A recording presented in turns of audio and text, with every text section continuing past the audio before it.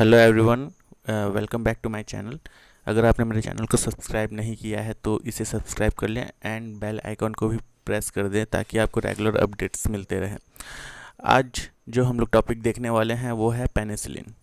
ठीक है, it's the product of fermentation process. ये जो है ये एक बायोलॉजिकल कंपाउंड है जो हमको माइक्रो ऑर्गेनिज्म से मिलता है, बट अगर हमको ये लार्ज क्वांटिटी में अगर चाहिए होती है तो इसे हम लोग इंडस्ट्रियल लेवल पे बड़े बड़े बायोरिएक्टर्स या फर्मेंटर्स में हम लोग इसे क्या करते हैं, बनाते हैं। ठीक है, तो पेनिसिलिन क्या है, सबसे पहले हम लोग ये देख लेते हैं कि पेनिसिलिन जो है ये एक group of beta lactam containing bacteriocidal active antibiotics हैं। ठीक है, पेनिसिलिन जो है एक प्रकार का एंटीबायोटिक है और इसमें कई सारे वेरिएशन होने के कारण इसे हम लोग एक ग्रुप बोलते हैं। इसमें जो एक बेसिक स्ट्रक्चर होता है वो बीटा लैक्टम का पार्ट होता है, जिस जैसे कि अगर ये आप देख पा रहे होंगे यहाँ पे ये एक लैक्टम रिंग है। ठीक है, तो यहाँ पे ये जो आर दिख रहा है, ठीक है, इसी चेन से जो अगर ये जो रिंग्स हैं अगर ये जुड़ते हैं तो इनका नाम जो है अलग अलग हो जाता है। जैसे कि अगर इस रिंग को जोड़ते हैं तो ये पेनिसिलिन जी है। ठीक है, अगर इस रिंग को जोड़े तो ये पेनिसिलिन वी है। ठीक है, और कई सारे सेमी सिंथेटिक पेनिसिलिन होते हैं जिसमें एम्पिसिलिन, एमॉक्सिसिलिन, ऑक्सीसिलिन, फ्लॉक्सासिलिन, ट्राइकोसिलिन, ये जो हैं ये इनके यानी वेरिएशन है। ठीक है, तो ये ग्रुप्स ऑफ पेनिसिलिन होते हैं।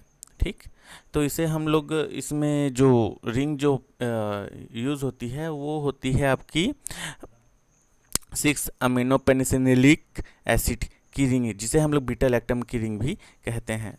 ठीक है, अब देखते हैं कि ये पेनिसिलिन जो है काम कैसे करता है। जो नेचुरल पेनिसिलिन है यानी कि पेनिसिलिन वी एंड जी, ये जो है ग्राम पॉजिटिव बैक्टीरिया के अगेंस्ट बहुत ही अच्छे से काम करते हैं। ठीक है, और ये काम कैसे करता है, ये बैक्टीरियल सेल वॉल के प्रोडक्शन को, सिंथेसिस को क्या कर देता है, इनहिबिट कर देता है, जिससे जो ग्राम पॉजिटिव बैक्टीरिया है ना, तो वो उनकी डेथ हो जाती है, उनकी सेल की डेथ हो जाती है। ठीक है, और अगर इसमें एलर्जिक कंडीशन की बात करें कि पेनिसिलिन से कौन ज़्यादा एलर्जिक होते हैं, तो अराउंड 0.5 to 2% जो पॉपुलेशन है वो ही एलर्जिक होती है, बाकी सब में काफ़ी इफ़ेक्टिव होता है ये पेनिसिलिन। जैसा कि मैंने आपको बताया कि नेचुरल पेनिसिलिन यानी कि penicillin V and penicillin G जो इफ़ेक्टिव थे ग्राम पॉजिटिव बैक्टीरिया के, धीरे धीरे जैसे कि रेजिस्टेंस जो है ना, वो जनरेट हो गया ग्राम पॉजिटिव बैक्टीरियाज में, है ना। तो वो कैसे हो जाता था, वो बीटा लैक्टमेज के प्रोडक्शन से, यानी कि इस एंजाइम के प्रोडक्शन से जो पेनिसिलिन था वो क्या हो जाता था, हाइड्रोलाइज हो जाता था। जैसे कि स्टेफाइलोकोकस ऑरियस जो है ये जो है पेनिसिलिन को हाइड्रोलाइज कर देता था। ठीक है, तो इसलिए नेचुरल पेनिसिलिन्स को डेवलप किया गया, है ना। नेचुरल पेनिसिलिन्स को डेवलप किया गया जैसे जिससे कि gram positive gram negative bacterias को किल किया जा सके। ठीक है, तो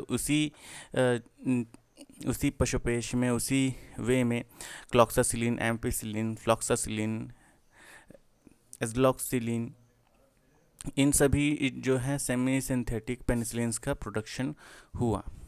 ठीक है, तो जो लार्ज क्वांटिटी में अगर पेनिसिलिन का अगर प्रोडक्शन होना था तो वो फर्मेंटेशन प्रोसेस के थ्रू ही हो सकता था, जिसमें 40% जो था वो ह्यूमन हेल्थ केयर के लिए, 15% एनिमल हेल्थ केयर के लिए एंड 45% जो था वो अबाउट नए सेमी सिंथेटिक टाइप के पेनिसिलिन्स को प्रिपेयर करने के लिए यूज़ होता था। अब हम लोग देखते हैं कि ऑर्गेनिज़म जो है कौन सा माइक्रो ऑर्गेनिज़म को हम लोग पेनिसिलिन के प्रोडक्शन के लिए यूज़ करते हैं। तो शुरुआती दौर में जो है पेनिसिलियम नोटेटम जो है वो यूज़ किया जाता था लार्ज स्केल प्रोडक्शन के लिए पेनिसिलिन के, लेकिन अभी के समय में पेनिसिलियम क्राइसोजीनम जो है उसे और उसके इम्प्रूव्ड म्यूटेंट स्ट्रेन्स को ही यूज़ किया जाता है for the production of penicillin. ठीक है। अब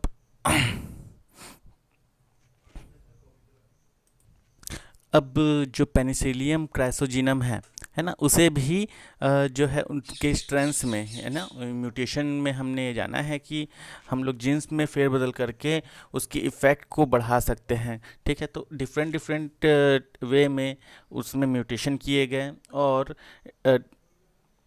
कई टाइप के जो हैं एक्स्ट्रा जीन कोडिंग भी की गई, ताकि जो एंजाइम्स हैं यानी कि जो बायो प्रोडक्ट है हमारा, वो अच्छे क्वालिटी का बन सके, ज़्यादा अच्छे वे से अपना इफ़ेक्ट शो कर पाए।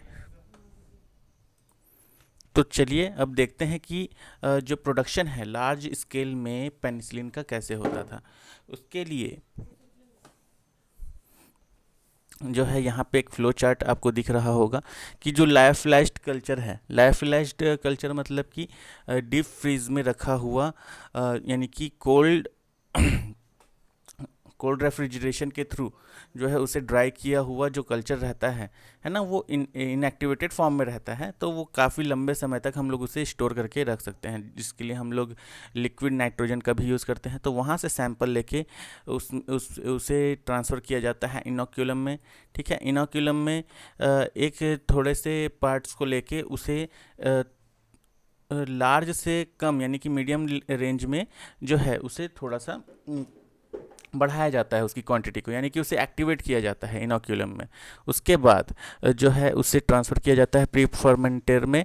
प्री फर्मेंटर में इसलिए ट्रांसफ़र किया जाता है ताकि क्योंकि इसे हम लोग लार्ज स्केल में प्रोड्यूस करने वाले हैं, और ये लायोफिलाइज्ड कल्चर था, यानी कि बहुत थोड़े से हम यानी कि धीरे धीरे इसकी वॉल्यूम को जो है बढ़ा रहे हैं, इसलिए इसे सबसे पहले प्री फर्मेंटर में इसकी ग्रोथ को किया जाता है। आफ्टर दैट उसे हम ट्रांसफ़र करते हैं फर्मेंटर में, और उस फर्मेंटर में जो न्यूट्रिएंट्स हैं उन्हें क्या किया जाता है, उन्हें प्रोवाइड किया जाता है ताकि जो माइक्रो ऑर्गेनिजम्स हैं वो अच्छे से ग्रोथ कर पाएँ। After the fermentation process we transfer it to the filter area. Why? To remove the mycelium. Mycelium क्या है? माइसीलियम जो है सेल्स, माइक्रो ऑर्गेनिज्म के सेल्स हैं जो कि after the production we have to remove it. ठीक है, after the production of penicillin we have to remove it. So वहाँ से फिल्टर होने के बाद में we transfer it to cooling tank, and after that some purification and we recover the penicillin as a product। अब ये होता कैसे है? इसमें पेनिसिलिन का जो प्रोडक्शन है वो एरोबिक प्रोसेस होता है। ठीक है, इसमें हम लोगों को कंटिन्यूसली ऑक्सीजन की जो सप्लाई है वो करते रहनी पड़ती है। ठीक है क्योंकि ये कल्चर के ग्रो के लिए बहुत ही ज़्यादा रिक्वायर्ड है। ठीक, तो इसमें जो है जो एरिएशन का रेट है वो 0.5 to 1 ppm है, और इसमें जो pH है, ठीक है, pH को भी मेंटेन करके रखना पड़ता है अराउंड 6.5 पे, और जो ऑप्टिमल टेम्परेचर है ग्रोथ के लिए माइक्रो ऑर्गेनिज्म के वो है 25 to 27 डिग्री सेल्सियस। ठीक है, और पेनिसिलिन का जो प्रोडक्शन है उसे हम लोग यूज़ करते हैं उसके लिए सबमर्ज्ड प्रोसेस को। इसमें जो मीडियम यूज़ होता है वो होता है आपका कॉन्स्टिप लिकर, जो कि अराउंड 4 to 5% ड्राई वेट होता है। कार्बन सोर्स के लिए हम लोग लैक्टोज का यूज़ करते हैं, और उसके बाद में हम लोग उसमें यीस्ट एक्सट्रैक्ट, सोया मिल या फिर वे जो है उसे एंटर करते हैं for the supply of nitrogen. ठीक है, कभी कभी हम लोग उसमें अमोनियम सल्फेट भी ऐड कर देते हैं for the supply of nitrogen. Phenyl acetic acid जो है वो उसे एज अ प्रिकर्सर जो है यूज़ किया जाता है फॉर द पेनिसिलिन बायोसिंथेसिस, और उसे रेगुलर यानी कि कंटिन्यूसली हमको देते रहना पड़ता है। ठीक है,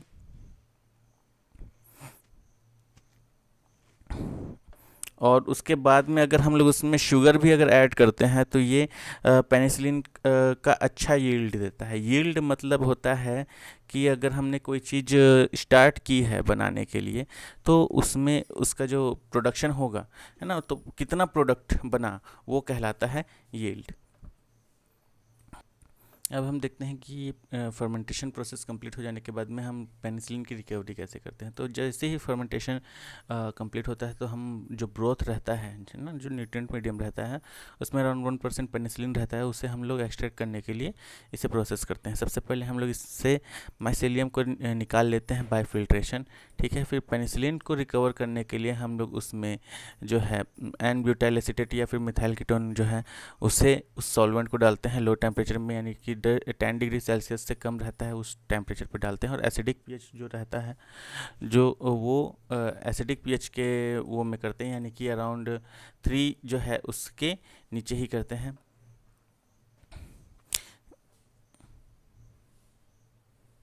इससे होता यह है कि इससे जो केमिकल और एंजाइमेटिक डिग्रेडेशन होना रहता है पेनिसिलिन का, उसे हम लोग कम कर लेते हैं, ठीक है। अब जो ये पेनिसिलिन से कंटेन किया हुआ जो सॉल्वेंट रहता है उसे हम लोग ट्रीट करते हैं एक्टिवेटेड चारकोल से, जिससे कि हम इसमें से जो है इम्प्योरिटीज़ जो हैं और कोई पिगमेंट्स अगर हैं, ठीक है, कलरिंग पार्टिकल्स हैं, उसे हम लोग निकाल सकें। आफ्टर दैट जो पेनिसिलिन है उसे हम लोग रिकवर करते हैं बाय एडिंग पोटेशियम और सोडियम एसीटेट, ठीक है। पोटेशियम और सोडियम सॉल्ट जो रहते हैं पेनिसिलिन के, उन्हें फर्दर प्रोसेस किया जाता है, ठीक है। उसमें जो है एक इनके साथ ड्राई सॉल्वेंट्स के साथ में, यानी कि एन ब्यूटेनॉल आइसोप्रोपेनॉल जो है उनके साथ में प्रोसेस किया जाता है टू रिमूव इम्प्योरिटीज़, जिससे कि जो यील्ड है पेनिसिलिन का वो अराउंड, यानी कि जो एक 1% ये पेनिसिलिन था, उस 1% पेनिसिलिन को हम लोग अराउंड 90% तक हम लोग निकाल सकते हैं, ठीक है। और इसके बाद में उसमें से वाटर को जो है पूरी तरह से निकाल दिया जाता है, ठीक है। और पेनिसिलिन सॉल्ट्स के फॉर्म में उसे क्रिस्टलाइज कर लिया जाता है और उसे ड्राई किया जाता है अंडर प्रेशर, और इस तरीके से आपको जो है पेनिसिलिन जो है वो मिल जाता है। चलिए नेक्स्ट देखते हैं हम लोग, जो टॉपिक है वो है विटामिन B12, ठीक है, जिसे हम लोग साइनोकोबालामिन भी कहते हैं, ठीक। तो विटामिन जो B12 है ना, ये जो विटामिन है ये प्रीनिशियस एनीमिया में जो है बहुत ही यूज़ होता है, ठीक है। अगर किसी को लो लेवल का हीमोग्लोबिन है ना, तो उस टाइम पे ये उस डिजीज़ को ट्रीट करने में जो है ये हेल्प करता है।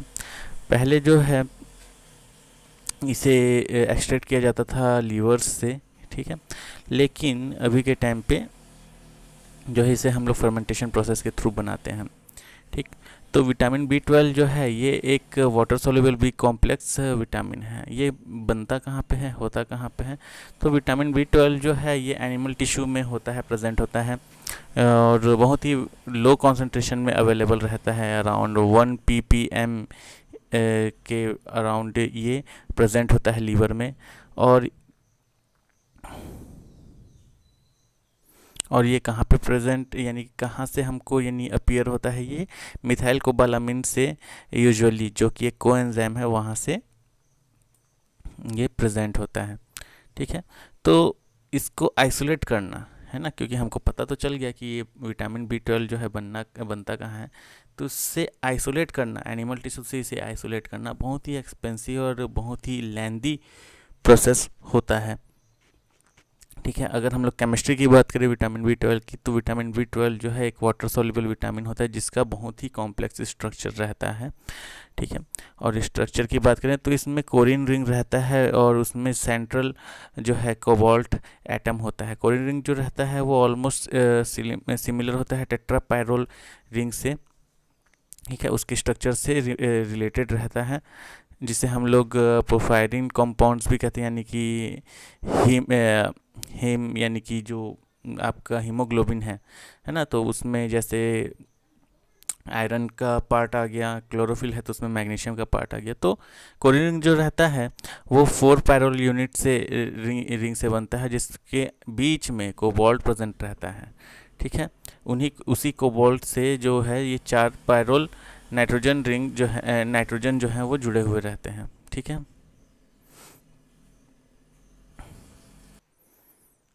तो विटामिन B12 जो है वो माइक्रो ऑर्गेनिज्म के द्वारा नेचुरली जो है सिंथेसाइज होता है। और ये अगर हम लोग इसमें अगर इसके कमर्शियल प्रोडक्शन की बात करें तो विटामिन B12 को कमर्शियली सिर्फ फर्मेंटेशन प्रोसेस के थ्रू ही बनाया जाता है। ठीक है, पहले इसे जो था स्ट्रेप्टोमाइसिस के फर्मेंटेशन से, है ना, यानी कि कुछ स्ट्रेप्टोमाइसिन, क्लोरामफेनिकोल, नियोमाइसिन टाइप के जो एंटीबायोटिक्स थे उन्हें यानी कि प्रोडक्ट्स उनके बाय प्रोडक्ट्स के तौर पे ही निकाला जाता था, लेकिन इसमें जो यील्ड थी वो बहुत ही कम था। ठीक है, तो जैसे ही जब हाई यील्डिंग स्ट्रेंस जब डेवलप हो गए तो उसके बाद जो विटामिन B12 है वो कम्प्लीटली फर्मेंटेशन प्रोसेस के थ्रू ही बनाया जाने लगा। अभी के टाइम में अगर वर्ल्ड की अगर एनुअल प्रोडक्शन देखें विटामिन B12 की, इट इज़ अराउंड 15,000 kg। ठीक है, तो हाई कॉन्सेंट्रेशन जो है विटामिन B12 का सीवेज स्लज सॉलिड्स में भी मिलता था, क्योंकि वहाँ पे माइक्रो ऑर्गेनिज्म उसे नेचुरली बनाते थे। पर और उस दौरान जो है विटामिन B12 को वहाँ से भी जो है आइसोलेट करने की कोशिश की गई, यानी कि निकाला गया। ठीक है, पर बाद में जो था यानी कि क्योंकि जब सीवेज से उस विटामिन B12 को निकालना बहुत ही कॉम्प्लिकेटेड रिएक्शन था, यानी बहुत ही कॉम्प्लिकेटेड प्रोसीजर था उसका। ठीक है, और ये प्रैक्टिकेबल नहीं था उस टाइम से, तो फर्मेंटेशन ही जो था एक ऐसा प्रोसेस था जिससे विटामिन B12 को बनाया जा सकता था। ठीक है, तो माइक्रो ऑर्गेनिज्म और यील्ड्स देखते हैं विटामिन B12 का। तो इसके लिए जो है स्पेशली जो है स्ट्रेंस जो है उन्हें डेवलप किया गया। ठीक है, जिससे विटामिन B12 का जो प्रोडक्शन है वो क्या हो सके, बढ़ सके। ठीक है, तो इसमें हम लोग जो स्ट्रेंस यूज़ करते थे वो था प्रोपियोनिबैक्टीरियम फ्रेडुनिरिची और प्रोपियोनिबैक्टीरियम शेरमानी। ये जो हैं ये माइक्रो ऑर्गेनिजम्स को जो है उन्हें यूज़ किया गया, उसे म्यूटेट किया गया ताकि वो कमर्शियली जो है यानी कि लार्ज वे में, लार्ज अमाउंट में विटामिन B12 का प्रोडक्शन कर सके। ठीक है, इस प्रोसेस को 2 फेज़ में किया जाता था। ठीक है, पहला था एनारोबिक फेज़। ये जो था प्रीलिमिनरी फेज़ था जिसमें अराउंड 2 से 4 दिन लगते थे। ठीक है, उसके बाद में आता था एरोबिक फेज़। इस फेज़ में जो था राइबोफ्लेविन प्रोड्यूस किया जाता था। ठीक है, और अभी के